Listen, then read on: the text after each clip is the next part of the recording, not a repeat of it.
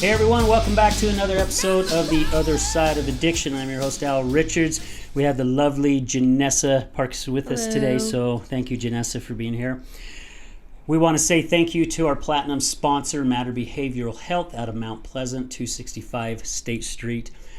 If you guys are looking for a different type of recovery center, they do things a little differently. They work on what's causing the pain in the inside, so they work from the inside out, which is really cool. So if you guys know someone, or if you're looking for a different type of place, please give them a call at 435-462-2781.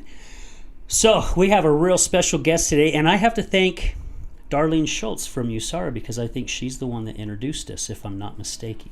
I cannot recall. Okay, so I hope I'm right because I was going back through notes. But anyway, guys, this is Amber Lee. So Amber Lee, thank you so much. Do you like to just go by Amber? Yep. Okay.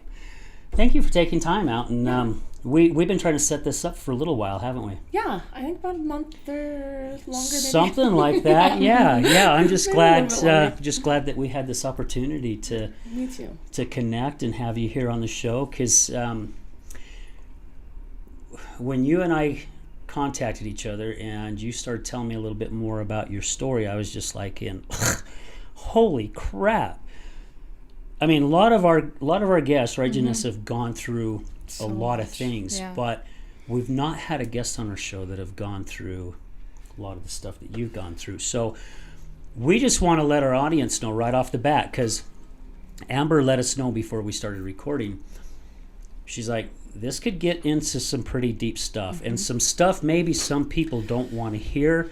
But again, that's what's so cool about our show, is because we really do believe that people need to hear this. You know, this silent crap of people not wanting to know what's really going out in society. I think it has to come to a stop because people need to know what the hell's going on out there. In their own backyard. In their own backyards, yes. But it is like trigger warning. So trigger warning. Okay. This content is probably not appropriate for young children and can be very triggering to many, many women. So. Okay. Well, you guys have your warning, but been warned. I would say too. I also think this is going to be. Well, I know it's going to be an incredible show. I mean, it really is. So Amber, tell us a little bit more about yourself. Are you originally from Utah here? Yeah, homegrown. Wow. I've tried to escape the vortex a couple of times, but I always end up back here. There's something about Utah that is aesthetically pleasing for me, and also my greatest support system is here. So that's cool. Yeah, I'm the same way. I'm from here, but I left right out of high school and started working construction. Went to Colorado, then went to Phoenix, then to St. George, back here. Worked for a manufacturing company, went to Kentucky for about 3 years. I loved Kentucky, loved the people that were there. But to come back home, I mean, my respect for those mountains grew 100 times after not being around them for 3 years. So I'm very grateful that we live where we live. Me too. It's beautiful. And Utah people are nice. They are. They're happy people. So this is where I choose to be today. Today, I like that. That's kind of like a recovery thing too, right? It's just like day by day. Yeah. Seriously? Yeah. Oh, definitely. Yeah. Things can change quickly, though. We all know that. Yeah, in a heartbeat. But that's part of life, right? Sure is. It's, I think, the most beautiful part of life. Mm-hmm. Day by day. We were talking about that earlier as well. That change is, not all change is bad. Change is really good. You know? I think the majority of change is good. Yeah. You can make it good.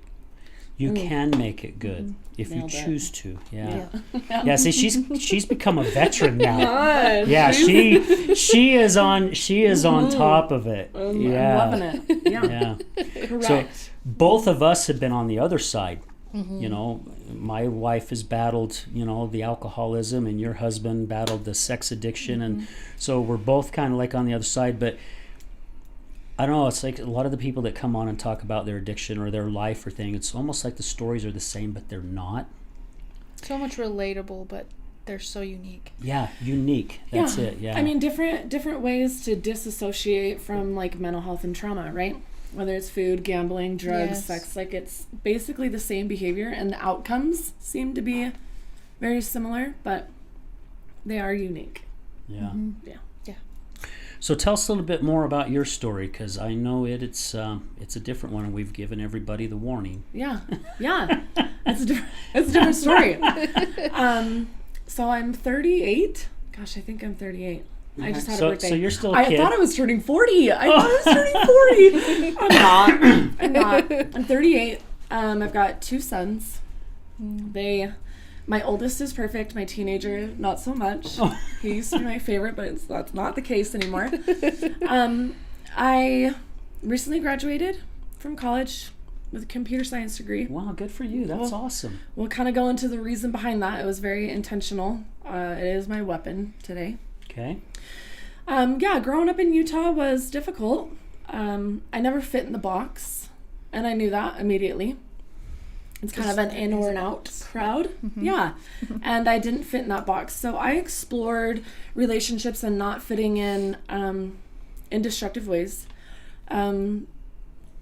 Quickly caught some criminal charges and even, overdosed at a very young age. I think I was 12. Wow. Oh my gosh. Accompanied with some of that obviously was some familial abuse. And to what level, I don't remember a whole lot, right? I dissociated from a lot of my childhood, but things were not stable for me. So became submerged in the juvenile justice system, and that's never helpful, especially with children who have experienced trauma. So it's always a matter of what's wrong with you as opposed to, what happened to you. Yeah. And our system's getting better, and I'm hopeful about these things. We're having more open conversations. So got lost in that, quickly adjusted to that lifestyle, and those people felt a sense of belonging. I think they would quite literally accept anyone into their crowds, but I seem to blend well. So that criminal mindset continued up until I just got out of prison in 2019. And in between that space, a lot of more trauma has happened. So between childhood and 2019, when I was released from prison, I lost a dad to alcoholism, lost a son at birth. My husband died of alcoholism, and then I ended up being sex trafficked after my husband died. Oh my heck. And that was that changed me forever. You would think that, overdoses and drug addiction at one point in my life thought that had totally changed me, but it wasn't until I was rescued in 2016 that I realized I was a completely different person. I even have a feeling that my soul may have changed. It is that deep. So a lot of the work I do now is heavily focused on aftercare for mental health, trauma, and trafficking survivors. And that is because the system at the time, we were still using words in 2016 for trafficking victims as prostitutes. That's how I was listed in the press release with the news. They were calling me a prostitute. The news article clearly states that I was being trafficked, but I wasn't identified as a victim. And I was left to my own vices then, and I wasn't well. There's still not a level 1 facility in Utah for adult trafficking survivors. So, trying to mix in between primary substance use, because I definitely had that was my only way out. Yeah. That was my only saving grace or piece of reprieve I had during this time. And major mental health issues and major trauma accompanied with a criminal background and current criminal charges. So it was complex, and the systems weren't set up. We weren't really having the conversations back then. So America failed me in that moment. The rescue was beautiful. Law enforcement was beautiful. They did everything that they possibly could with the resources they had at the time. I don't fault them at all. This is systemic, and I'm grateful that things are starting to change. But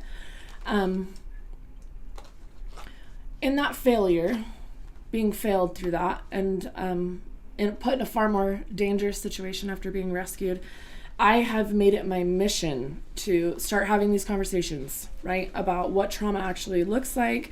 The majority of women that have experienced addiction really wrap themselves around the underbelly of society, and a lot of them have experienced sexual violence at some point in their life. So whether they were trafficked or experienced sexual violence, I think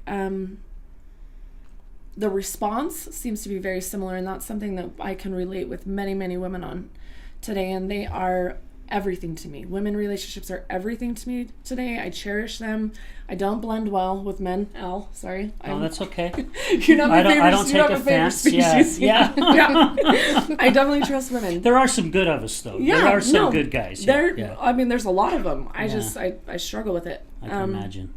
Yeah. So since being released from prison and, kind of seeing what was happening inside those walls, I have had an abundance of energy to try to figure this thing out, sit down with AG's offices, treatment centers, like identify what we're doing wrong, having the right conversations. But, and that has led me into many, many strange places. Oh, I bet. Strange places. But the foundation upon all of that is primary mental health, primary trauma therapy, and aftercare support for survivors. So that is where I've saturated myself in for employment-wise. Now, where the computer science direction comes from is I'm a convicted felon. And I am a heavily convicted felon. On paper, I look like a very horrible person. Yeah. And the only way to really weaponize myself and to assist in apprehension, prosecution, and even advocacy work is with a computer. That is a weapon that I can carry with me at all times. And I've made it my mission to be well-versed in that and to provide support for all of Utah and even nationally and in some aspects internationally about strategic exit pathways along with prosecution, because in my situation I never got the prosecution. I wasn't a stable witness and the support wasn't there, and he's walking free streets of Utah right now. Doesn't it make you so No, it doesn't make me mad because I have a list. You have a list? Yeah, we'll circle back. Wow. Yeah. Today I'm not afraid. So, and I'm surrounded by very, very, very empowered women and very, very powerful men, and even a tactical dog in my car. So yeah, today I'm not afraid. Heck, I have all the tools. Yeah, I've got many weapons. Yes. Yeah, very, very unique ones. So yeah, today I'm not afraid, and that's how I know that how women cannot be exploited with sexual violence or even trafficking. Yeah. Domestic violence, all those things. These individuals like to pick off limping gazelles. They don't like confrontation. They like working in the shadows and picking the easy ones. Yeah. And today I'm not an easy one. So it's the low hanging fruit basically. It is what they go after. Yep. And they probably could spot it like that. Sure. 90% of trafficking victims have experienced addiction, previous history of sexual assault, sexual violence, domestic violence, and honestly, you can identify a nervous woman in a room. Yeah. I think everyone can do that, but they're definitely targeted. It's the easier one. So, was it somebody that your late husband was that knew? I mean, because you says it happened right after your husband had passed from alcohol. I mean, when you first said that, I'm thinking, okay, how the heck did that happen so quick? I mean, was somebody from the outside looking in and just waiting to pounce, or? Well, they saw you in a. They were too close. So my husband and I were both in recovery, and I was pregnant, and he had relapsed, and it happened to be his drug dealer. Wow. So, yeah, he was too close. Way too close. Wow. My gosh. Holy cow. Yeah. And then the grooming process starts, and that's accompanied with a lot of violence. And you easily submit to those things just to comply and avoid, especially when you're already outcasted, right? Your family's looking at you as though you've relapsed, right? Yeah. They're off running and gunning. They don't want to be participating in anything codependent. They're trying to reserve their own peace. But it was very complex. So, and society saw me as a felon. So quickly, shuffled into the shadows. And unfortunately, I knew how to live that lifestyle from a very young age. I knew how to make money illegally. I knew, was a willing participant in a lot of those things for many, many years. But there came a point where saying no wasn't an option. And I don't really know the day of when that happened. I just remember losing my sovereignty. Wow. And there was only a couple ways out for me, and that was jail. And it happened to be like the safest place that I could be, you know? I could take Wow. naps and eat and read. Like, it was safe. And then death. Yeah. Those were the two options. Those were the two options. Wow. Now, when I was reading through your bio, you learned a lot by being in prison, right? Didn't you take that time to really start shifting things? That's a really sensitive subject for me, and I'm gonna do my best to allow myself to get emotional about it because it's important for Utah to understand. It's important for everyone to understand. Okay. As I identified incarceration as a safe place for me to be, jail was that because that was way more manageable. And seemed to be a little bit more structured, right? When you enter into prison, now you're mixing actual money. Money can be transferred. You can make money. But, you know, I hit camp and I'm like smiling in my booking photo. I'm like kind of excited, you know, to be like, I'm going to just get my stuff together, you know? Yeah. And as soon as I hit camp, I quickly realized that prison is a lot different than jail. Wow. And identified very quickly there was a lot of drugs in jail. There's a lot of money to be made in jail. And there were a lot of correctional officers making money off of sexual acts, drugs, phones, eyelashes, like all of the things. My Wow. gosh. And unfortunately, Utah has indeterminate sentences. So you can walk into that prison with a 1 to 15. I'm doing 1 year up to 15 years. And if you mess up while you're in prison, they keep you. They keep you. So, you know, you lose privileges, you lose your board date, you get extra time, you can accumulate more charges while you're in prison. So they basically have a lot of power over you. Yeah. Yeah, it sounds like it. And unfortunately, correctional officers understand that aspect. And exploitation was happening in there. So what happened while I was in there was a level of disassociation without drugs that I have never experienced before in my life.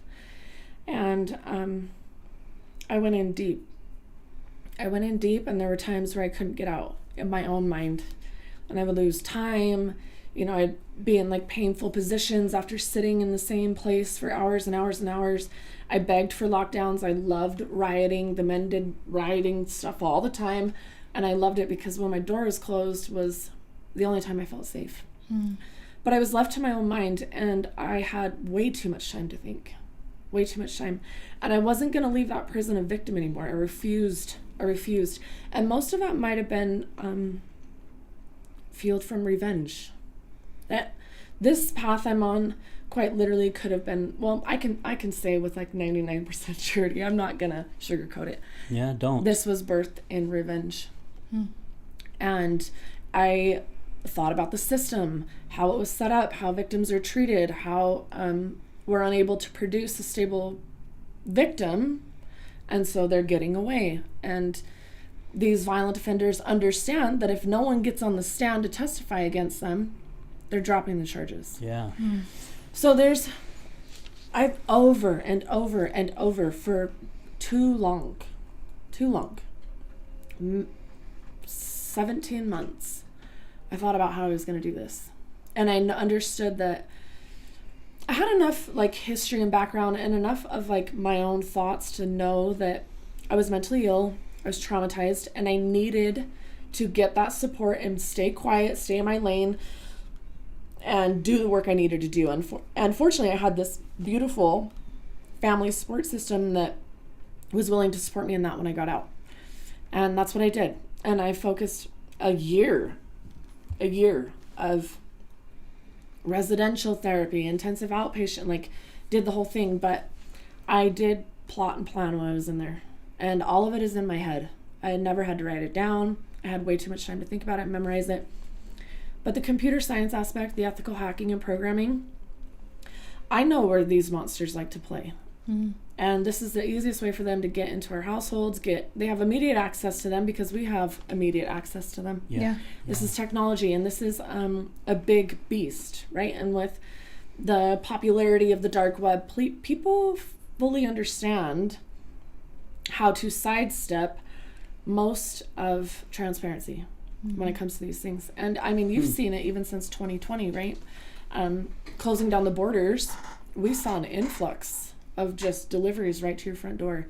And we lost a lot of people to fentanyl being delivered because our borders were closed. We were not getting good old-fashioned cartel heroin. Like that's a thing of the past. They now, even in Utah, they prefer the fentanyl because old 2019 heroin is not cutting anymore.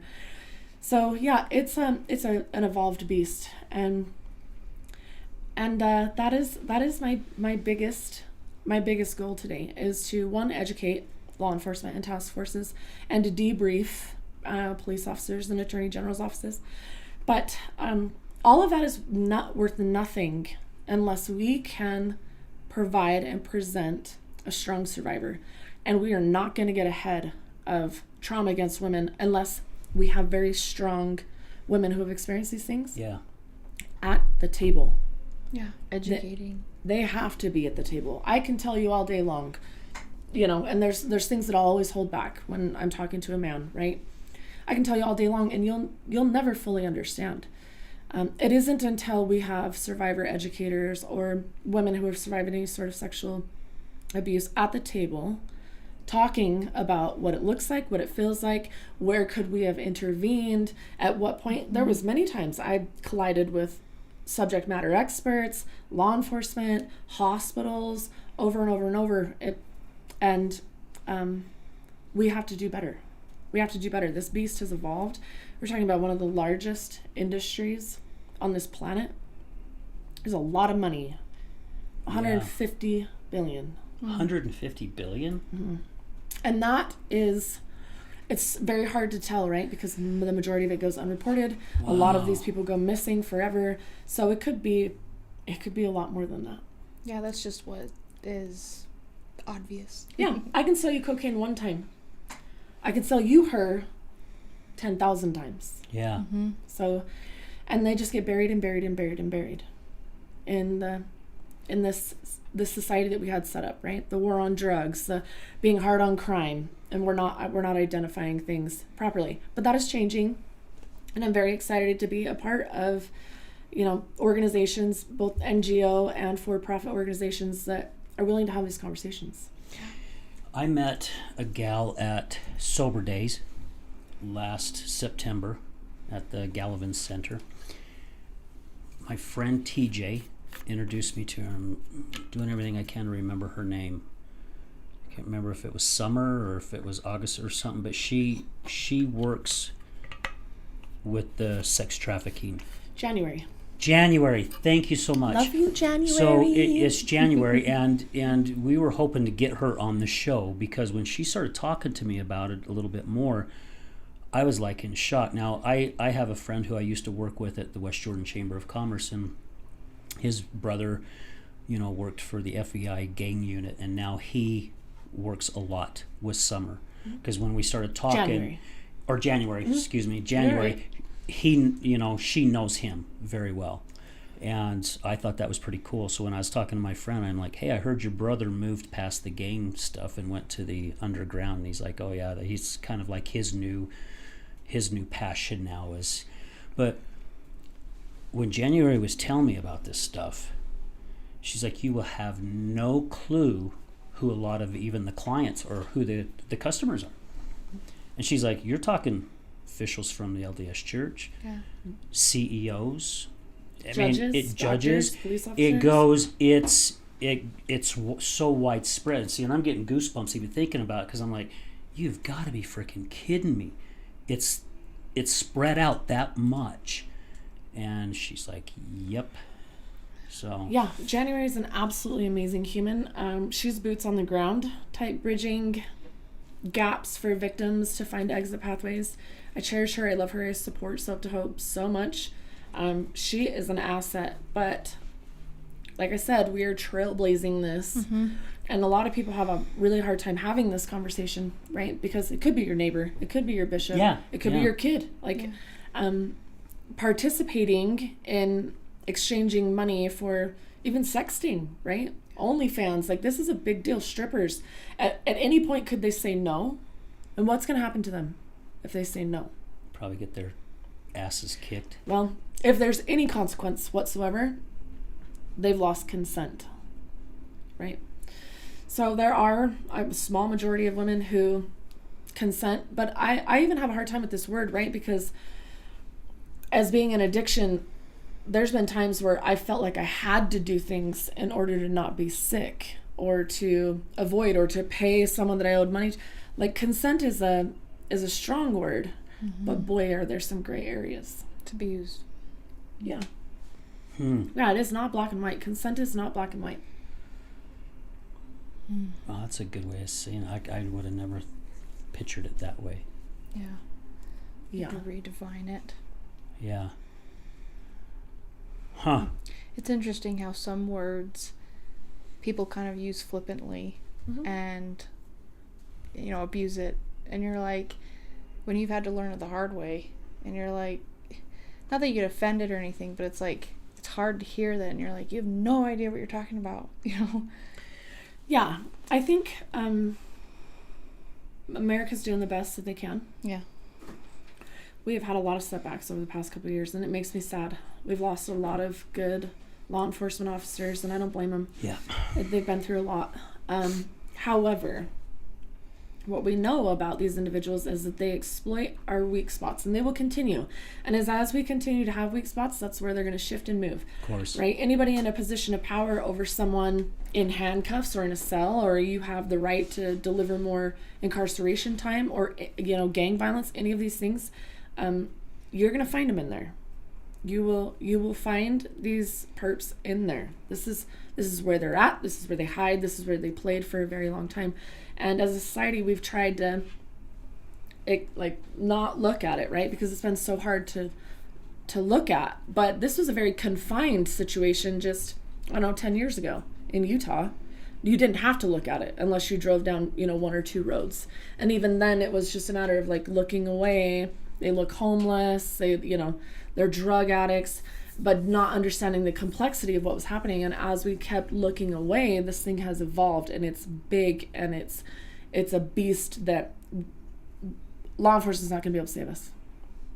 This has to be every citizen. They need to know what they have to look for. They need to know how they can help. And Utah wants to do that. People want to do it. They just don't know how, because we've been ignoring it. It's like, where do you go and get real information, real education, Good question. So, anything to do with federal human trafficking hotlines, you can get some pretty good information there. But if you're talking about things locally, what's happening in your city, you're going to reach out to organizations like Soap to Hope, right? Exit Us, the True Foundation. There's a lot of NGOs that are bridging these gaps. The Maloof Foundation, Elizabeth Smart just recently merged with them. There's a lot of people who have been in this fight, and they're trying to figure it out, but we are so far behind the curve that we're barely even controlling the bleeding. And no NGO, no law enforcement, no one organization is going to be able to do this. Utah has to step up to this plate. They have to find out a way to get educated on this. Maloof has a great education, and it's really transparent for most ages, because this is a sensitive subject, and most people don't want to talk to their children about sex trafficking in Utah, right? We want you to just look at the mountains and go have fun at school.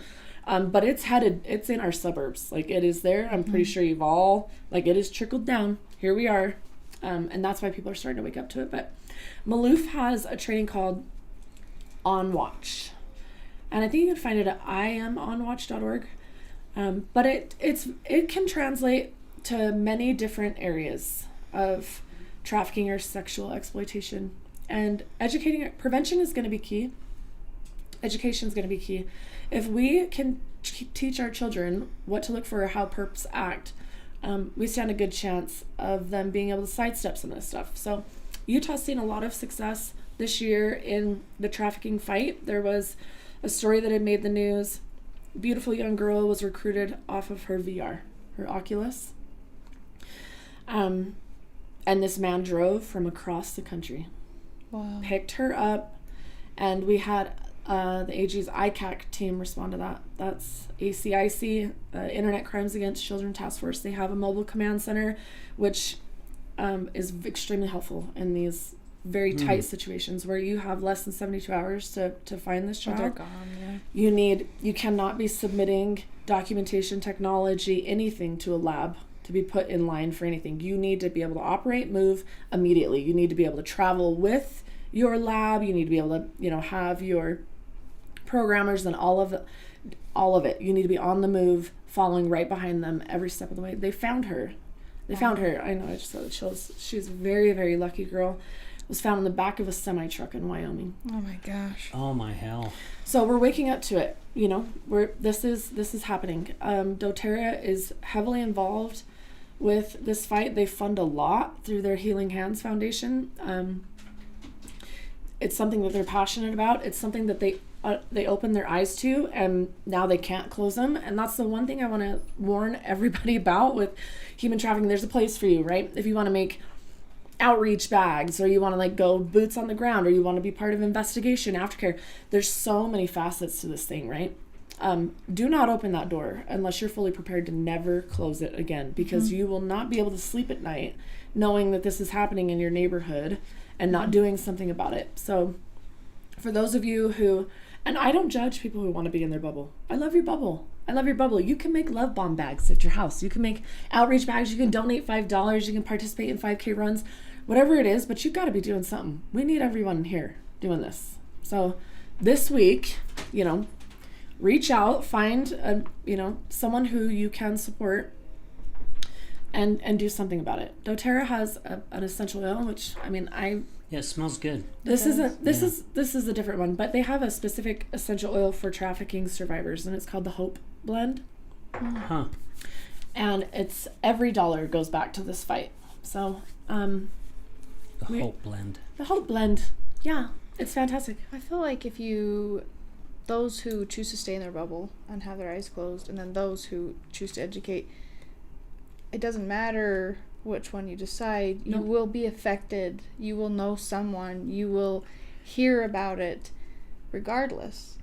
And that's the thing is when I talk to people about, sex addiction, my husband and I went through that, and they're like, I don't want to hear it. I'm like, but your kid, your spouse, your neighbor, your parents, like anybody in your family could be struggling with this, and look where it can go. But they don't want to hear it. Oh no, not them. It couldn't be them. Utah needs to do better. It does. We've avoided this conversation because it's a hard one, but average age for kids in Utah to be exposed to pornography is 8. Yeah. So 8 years old. Yeah. Yes, it's everywhere. It's you don't even have to go on the internet, right? It's like you're looking at very, very billboards. Sex. Yeah, it's everywhere. Yeah, sex sells, and it has for thousands of years. Yeah. But now we're dealing with something that is quite literally going to take over everything if we don't get a handle on it, and we're getting there. The right people are having the right conversations. Education's taking place. You can be in your bubble. And still do and be. People are struggling. It is 2022, and it is absolutely relentless out there. Yes. And some people cannot emotionally step in to the depths of hell, and I don't want them to. Yeah. Right? But they're not ready. Yeah. You can go participate in a 5K run. You can buy a couple t-shirts and essential oil. There's things where our bubble people can still help, because I know they want to, right?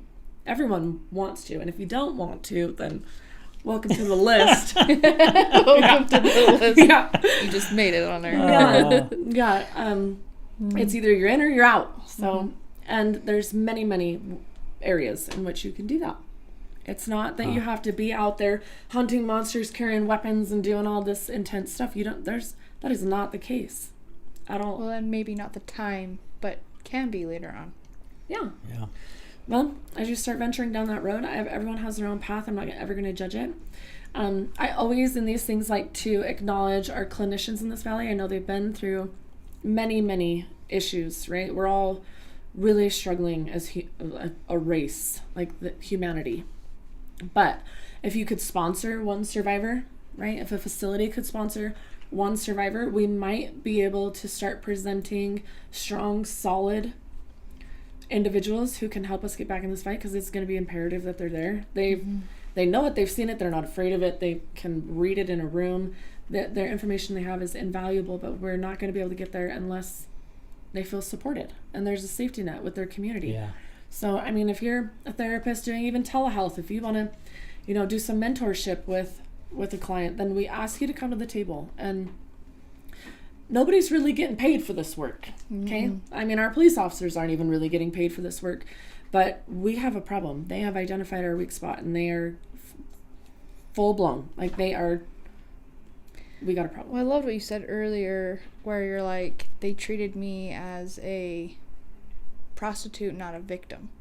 And I think that is a mindset that needs to shift, is that we, instead of looking at someone like that and being like, ugh, you're like, no, what are they going through? What happened? They're the victim. They need the help, instead of like what they did to you, treating you like, I think it's pretty safe to say that I've never met a woman's soul that wants to do that. That's a good way of putting it, yeah. If she had an exit pathway and she felt very strong and solid in that and safe, I think she would take it. Absolutely. Yeah. Yeah. My head's just like spinning with things. It's a lot of information. Well, it's just knowing that the cancer's grown so freaking big, right under your nose. Right under your nose, and yeah, you really don't see it, and that's one of the reasons also why we wanted to do this show, is to get people to, to get rid of that stigma about addiction, that there's something wrong with that person. You think they woke up one day, and I've said this many times, I'm going to be a heroin addict. That's what I'm going to be today, and that's the path I'm going to go down. No, it's not. It doesn't happen that way.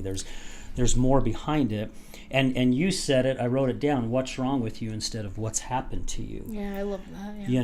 I really like how you. That's why I wrote it down, because I'm like, that is very powerful, because we don't want to ask those questions, and we don't want to really know, and it's time society does know. Yeah, and I think it's important for Utah to understand that cocaine and heroin were my saving grace for many, many, many months. Yeah. It allowed me to check out of extreme violence multiple times a day. Oh my gosh. Yeah. And it was, at that point, a gift, until it wasn't, right? And now we're talking about clinical care, aftercare, addiction recovery care that had to take place in order for me to step out of that. But for where I was at, that was quite literally the only way I survived. Yeah. My husband says the same thing about his addiction. He's like, it was a safe place. He's like, it's what got me through. Yeah, we don't do it because we love the way, like, what happens, like the consequences from it, and like all of the stuff that comes with it. We love it because it is our way out of our body. And now we're talking about disassociation, and that translates into every form of addiction. And I want to be cast a way bigger net with addiction, right? Like today, Netflix, TikTok. Like, I will come up for air after an hour and a half, and I'm like, been scrolling. Like, I just totally checked out on the entire world. I felt nothing. I remember nothing. What was the point? The consequence? Like, did I feed my kids? Like, what? Where am I? Gambling, eating, pornography, sex, shopping. It goes on and on and on. And then we start talking about the stigma of addiction, right? Crack, heroin, meth. Like, what is the difference? Yeah, it's exactly right. They're all a way of coping and one is illegal, one is not. One is socially acceptable, one is not. But the affect that we get from participating in those behaviors, those consequences can grow and grow and grow. I've seen many people. I mean, I work at an addiction facility. We specialize in many different addictions. We've had people come in for technology addiction. We specialize in sex addiction. That's part of the reason why I work for them, because I do understand that at some point these like violent perpetrators, there was a history for them, and that today this is still kind of hard for me to acknowledge, right? At some point there was a line drawn. They were sex addicts, they were pornography addicts, but then we go back a little bit further. What is the root of what's happening? And it's primarily going to be a mental health issue and or trauma. We quite literally reenact a lot of the things that we've seen or experienced. We are human beings of experience. And if you go back far enough, even with some of the most violent perpetrators, there's a history of abuse for them, right? Yeah. So did the system fail them too? And this is still a concept that's really hard for me to acknowledge, but I do love and trust individuals who are willing to work through that, even though it's scary and gross and nobody wants to talk about it, right? I can't imagine being still, right? Like in Utah, we're talking like, I don't know, 80 plus residential facilities. We can talk about crack and heroin, but we still can't talk about our sex or pornography addiction. Mm-hmm. That's not okay. We treat everyone for sex and pornography addiction that comes into our facilities because we know where it leads. We know damn well there is some level happening there. Mm-hmm. Yeah. It is with predominantly anyone who's trying to disassociate from their body. Something is going on, and that's far too easily accessible. Yeah. It's more accessible than crack and heroin or alcohol or nicotine. This is... Mm-hmm. You can just get it on your phone. Yeah, sometimes you don't even ask for it. Yeah. You know, I've seen kid games that you can get on, Google Play or the Apple Store, like the ads for other kid games are very... You're just like, it's everywhere. It's everywhere. And we're just like... It's socially acceptable, right? But underneath it all, it's not socially acceptable because we refuse to talk about it. Mm-hmm. Yeah. Like, I won't talk about it with you. You won't talk about it with me. But it's that silence, right? We have grown a beast in silence. And as a community, as a country, as this planet, we have to start talking about this hard stuff. No more hiding anything in the darkness, because this is where the most dangerous of dangerous people play. Yeah. Yeah. I agree. We're going to take this time to take a quick commercial break, and then we'll be right back. So, yeah, this has been some really interesting stuff. So, guys, stay with us. We'll be right back. Have you ever been in a car accident? Do you know what to do after being in a car accident? Are the insurance companies going to take care of you? Hi, I'm attorney Rick Heaton with the Law Office of Bobby Udall. I will help you through the process and answer all of these questions. I give every single client my cell phone so they can talk to me whenever they need. Let me deal with the insurance company so you can focus on getting better from your injuries.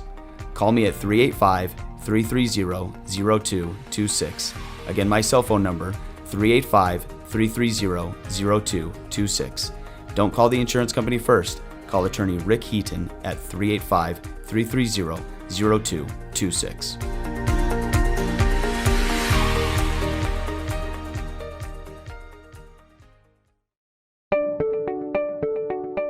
This is Gregory, owner of Lift Up Concrete, proudly serving the Wasatch Front for the last 12 years, lifting sunken flatwork for both residential and commercial applications. Only fully trained professionals lifting concrete at your residence with the same quality of material and method used at every commercial job we ever do. Don't replace it, lift it. liftupconcrete.net, 801-792-4535. Contact us at liftupconcrete.net, or if you're looking for a complimentary quote, 801-792-4535. Again, 801-792-4535. Again, this is Gregory, Lift Up Concrete Lifting.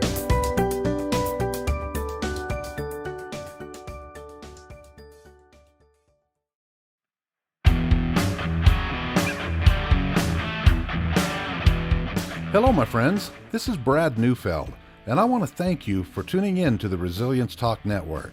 You can listen to my show, Resilience, every morning, Monday through Friday at 8 a.m. Mountain Standard Time. On my show, we will be discussing what it takes for you to overcome the day-to-day challenges that all of us face in life, as well as some of the devastating ones that may lead us to feelings of hopelessness and despair. It's my goal to provide you with the tools and skills that you need to overcome anything that is thrown your way. To find out more about my show, visit our website at www.resiliencetalk.com. That's www.resiliencetalk.com. And as always, until we meet again, go for everything that you want in life and make it happen.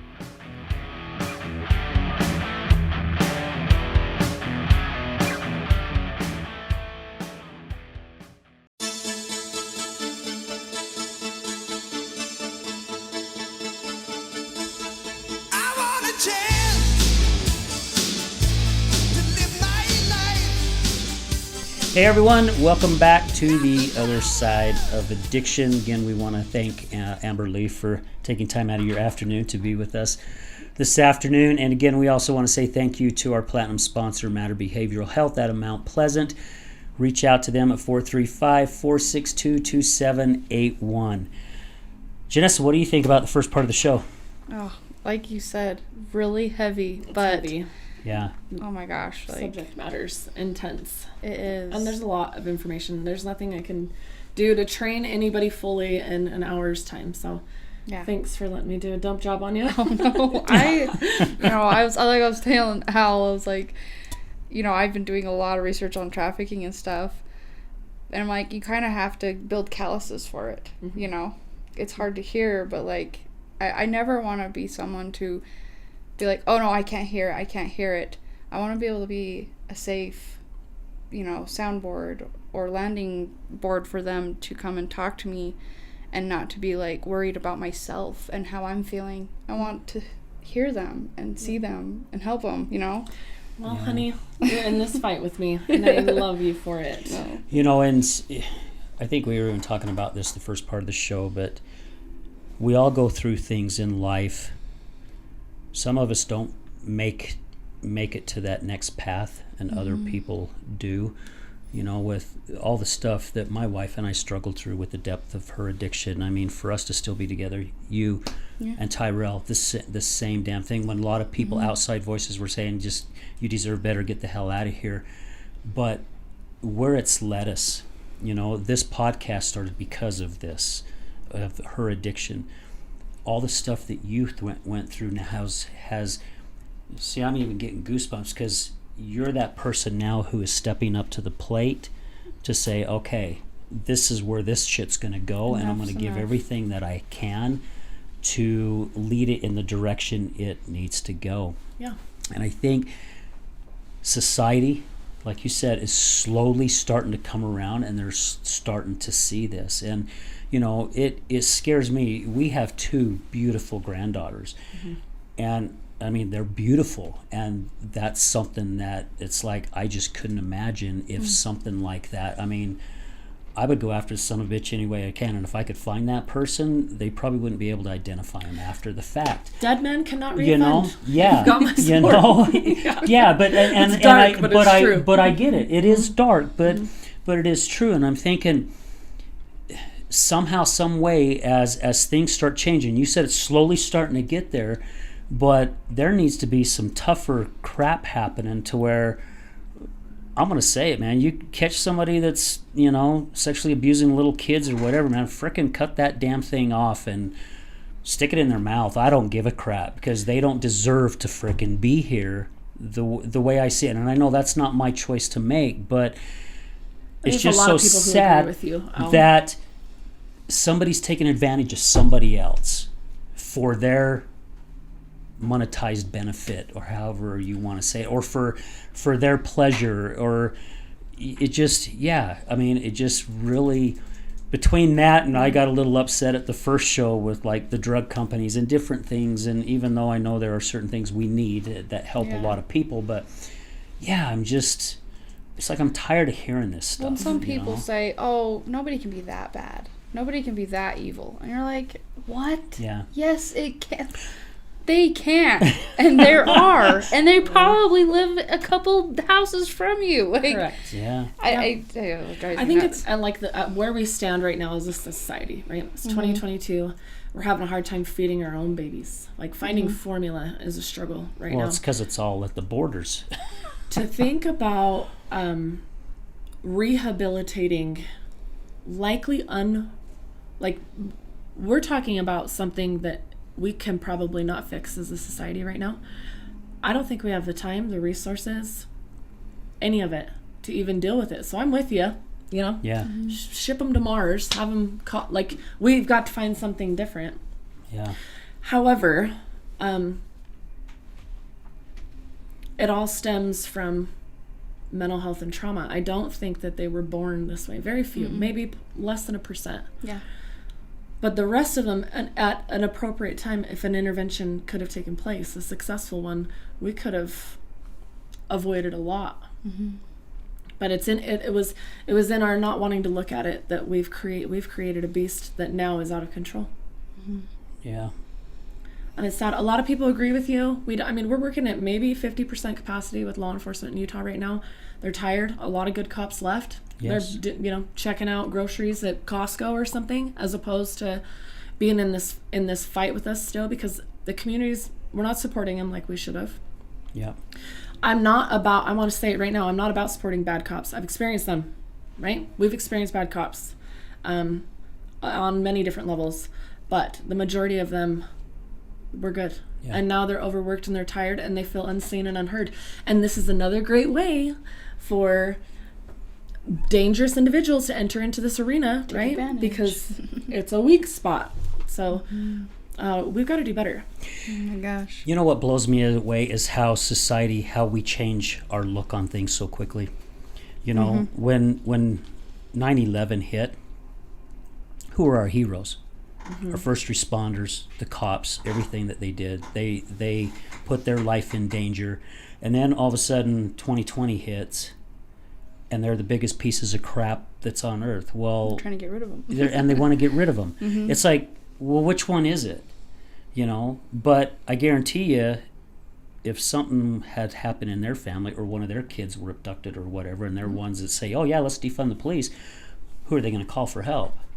Yeah. You know, so are we that freaking blind, people?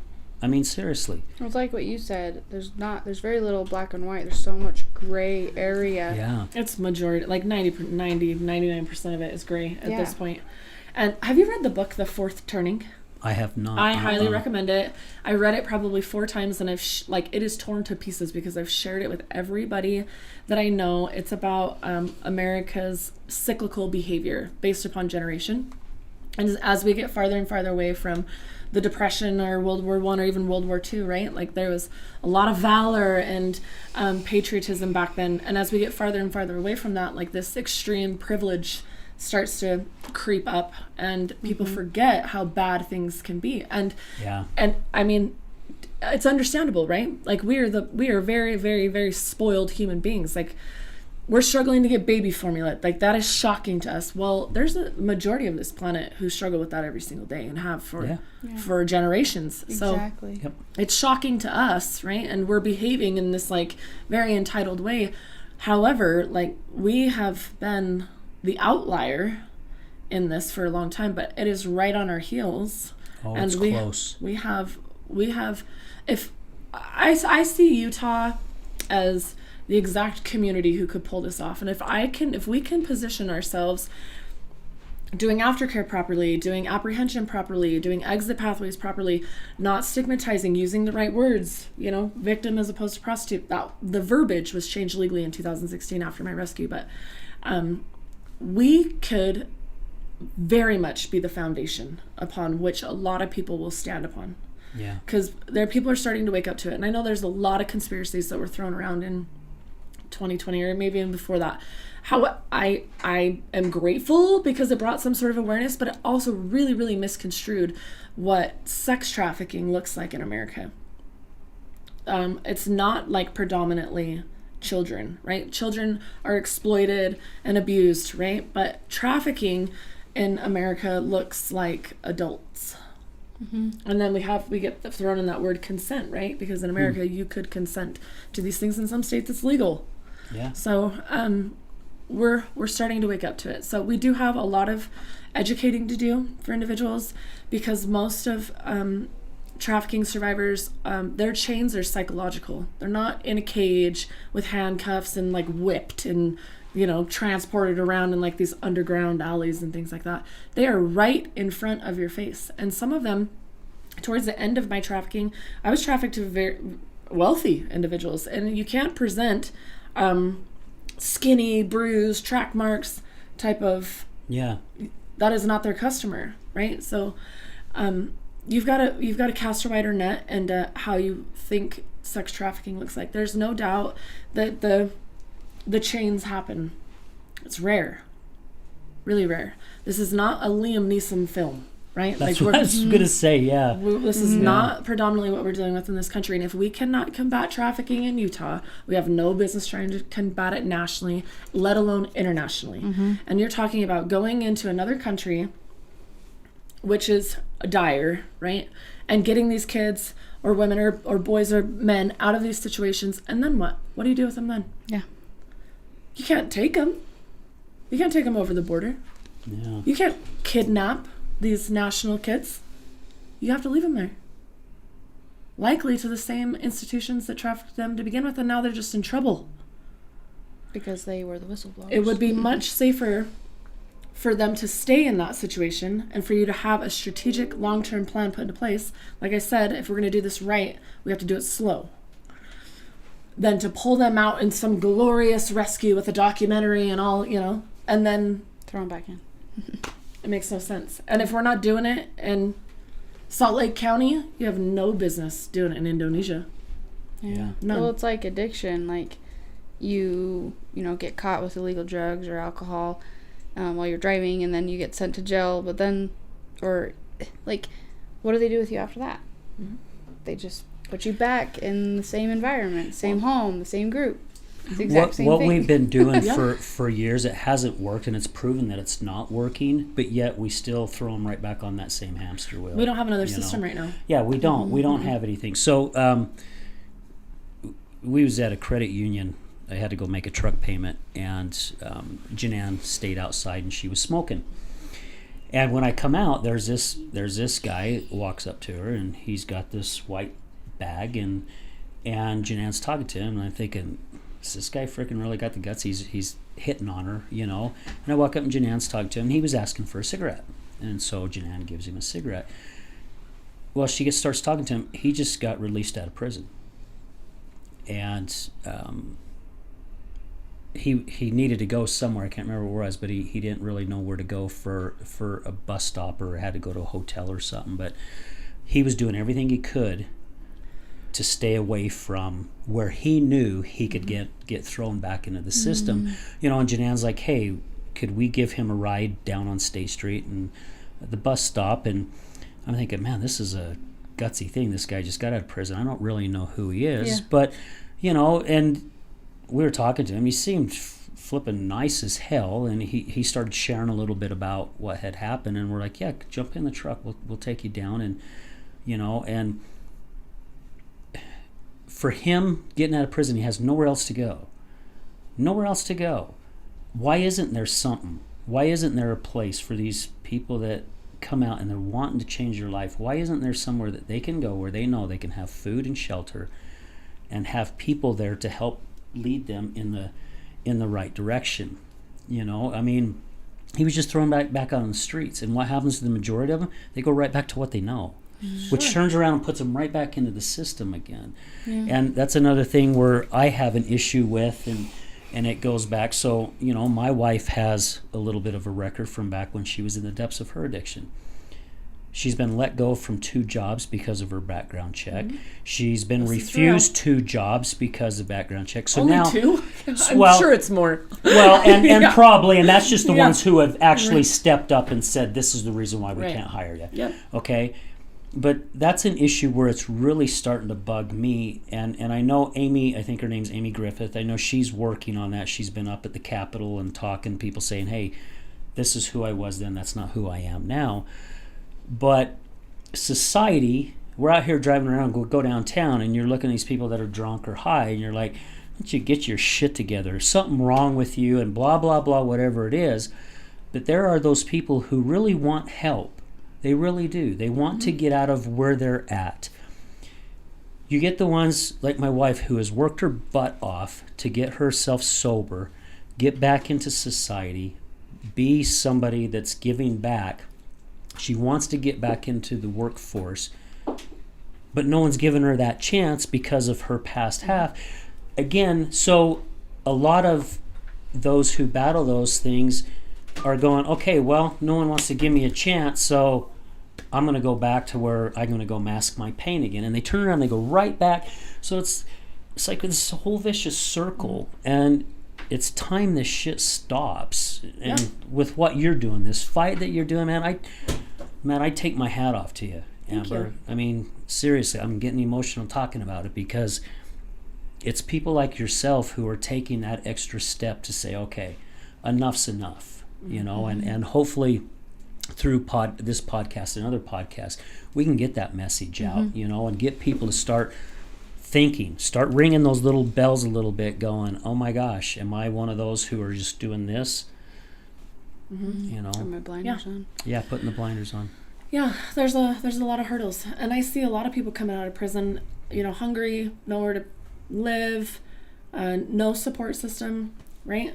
And most times they end up back around the block area, initially just, okay, if I can just get a week hotel for a week and then I'll get a job, right? But then you're saturated right back in it, and you're defeated, right? Recidivism just is what it is. Yep. And our system is not currently working, and it's crumbling. Our system is crumbling. So to think about like reformatting it with like a bunch of money right now, well, we don't have it. We don't have the staff. We don't have the money. This has to be us. Like, nobody is coming to save Utah. Yeah. We can barely even keep our head above water right now. Everyone can admit to the struggles that they're experiencing right now, whether it's down to food, baby formula, addiction, mental health access. Just a place to live, even. Holy shit. Yeah, gas. Like, we are all really, really struggling. And a lot of people think, like, to help, you need money. And sometimes that is the case. But as we know from survivors of addiction, service is a big deal, both for you and the people you are serving. It does, the ripple effect goes and goes and goes and goes. And I've seen the recovery, this is what's so beautiful about Utah's recovery community, is they are action oriented, right? You see some of our people in our recovery community get cancer, and like huge, big, successful softball tournaments, right? On and on and on. These stories go on. Like, we pull together for that. And we all collectively, we do just a little bit, and we do big, big things. We've really got to shift towards mental health access, addiction recovery, exploitation. Like, we've proven over and over we can pull it off for our people. We've proven it. We really need people outside the recovery community to kind of join this whole frequency that we've mastered, and we've done really well for several years now. So.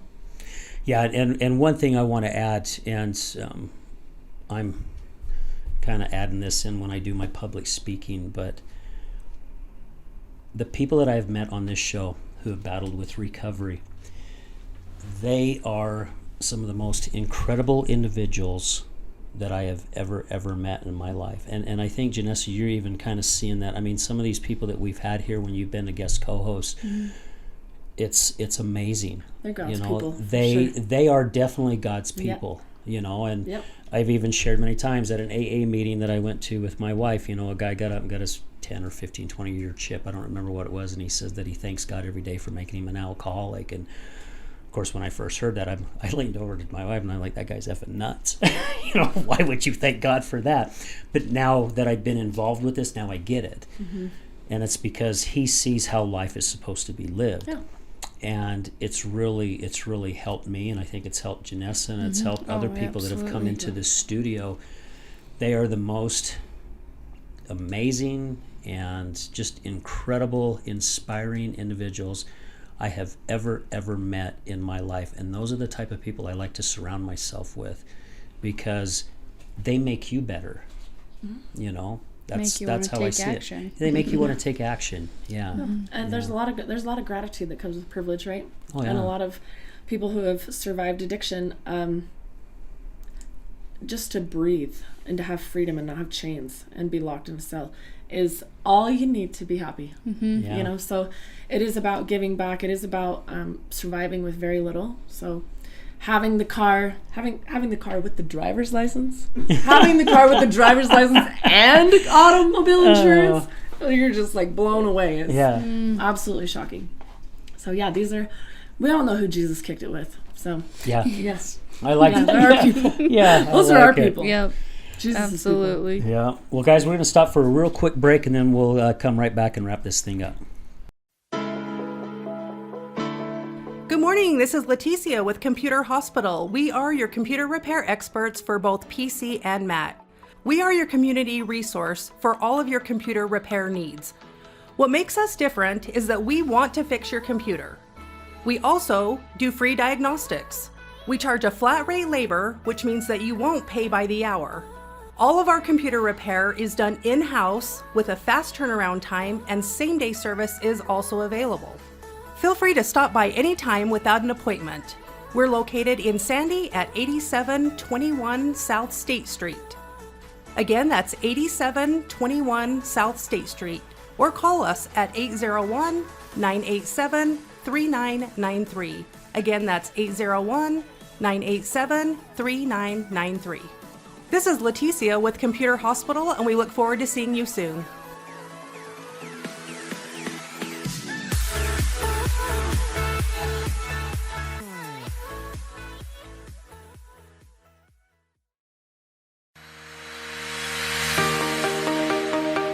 Hello there, this is Brad Neufeld with the Resilience Talk Network, and I would like to introduce to you Taffytown, one of our newest sponsors.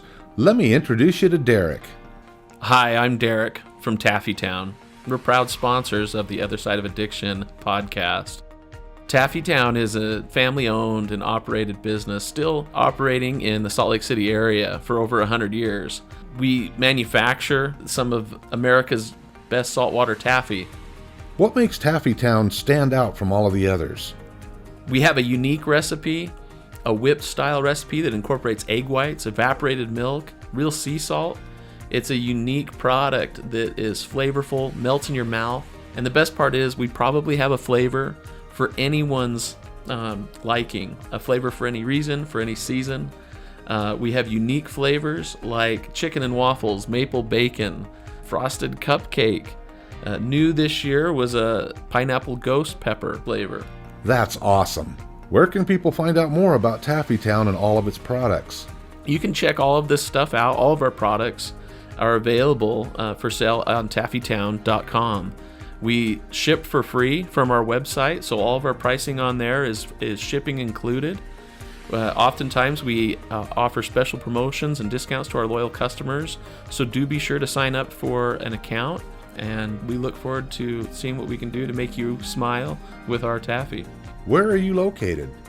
We are currently located at 9813 South Prosperity Road in West Jordan, Utah, just at the foothills of the Copper Canyon mine.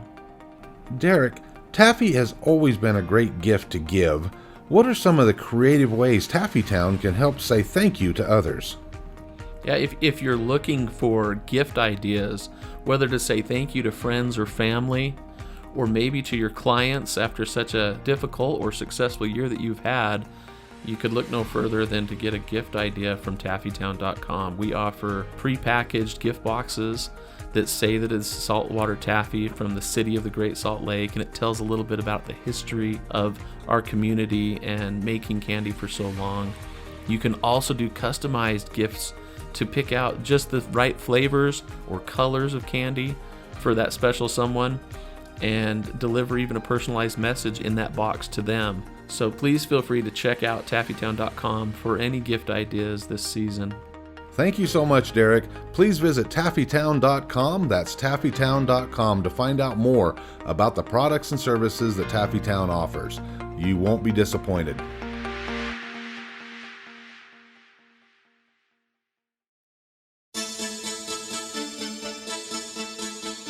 Do you know someone who's gambling with death due to an addiction? Do you know someone whose life is being turned upside down due to a loved one that's battling with addiction? Hi, I'm Al Richards. I am the host of the Other Side of Addiction podcast. I started the podcast due to my wife's battle with alcohol. Let's just say I became addicted to her addiction. Our podcast is helping people understand a little more about those who have battled addiction and those who are hurting from their addiction. Through raw vulnerability, we share stories that help uncover the root causes of addiction. Shame felt on both sides, matter of the conscious and subconscious mind, continued beliefs, and often confusing paths of recovery. We collaborate with real people and their stories, as well as licensed professionals, to help our audience gain a better understanding of addiction. You can find us on Resilience Talk Network. You can also find us on Facebook at Mr. Al Richards. That's Facebook at Mr. Al Richards. You can also find us on YouTube. Just look up the Other Side of Addiction podcast.